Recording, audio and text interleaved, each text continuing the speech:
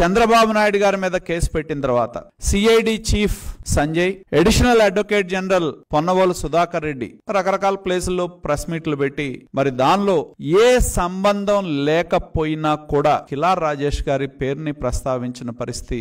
దానిలో భాగంగానే రాజేష్ గారికి సిఐడి 10వ తారీఖున నోటీస్ ఇచ్చి 16వ తారీఖు రమ్మంటే మరి దాని మీద ఆయన హైకోర్టుకి వెళ్తే హైకోర్టులో సిఐడి తరపునున్న పబ్లిక్ ప్రాసిక్యూటర్ స్పష్టంగా చెప్పడం జరిగింది, ఆయన అక్యూజ్డ్ కాదు, మేము సాక్షి కింద పిలుస్తున్నామని చెప్పి కోర్టులో చెప్పి 16వ తారీఖు రమ్మని నోటీస్ ఇస్తే 10వ తారీఖునే సిఐడి తన వెబ్సైట్ లో కిలార్ రాజేష్ గారిని మోస్ట్ వాంటెడ్ పర్సన్ కింద పెట్టి లుకౌట్ సర్క్యులర్ ఎలా జారీ చేశారని చెప్పి నేను ప్రశ్నిస్తా ఉన్నా. అంటే ఇది కోర్టును కూడా తప్పుదోవ పట్టించడం కదా. కోర్టులో మీరు ఒకవైపు చెప్తా ఉంటారు ఆయన అక్యూజ్డ్ కాదు, మేము 160 కింద విట్నెస్ కింద మేము పిలిచాం, ఆయన మీద ఎటువంటి ఇది లేదు, మేము అరెస్ట్ చేయబోవటం లేదు, అరెస్ట్ చేసే పరిస్థితి వస్తే కోర్టు నిర్దేశించిన ప్రకారం మేము చేస్తామని కోర్టులో చెప్పిన మీరు మరి ఏ విధంగా నోటీస్ ఇచ్చిన 10వ తారీఖునే ఆయన మోస్ట్ వాంటెడ్ పర్సన్ గా ఎలా సిఐడి డిక్లేర్ చేస్తుంది?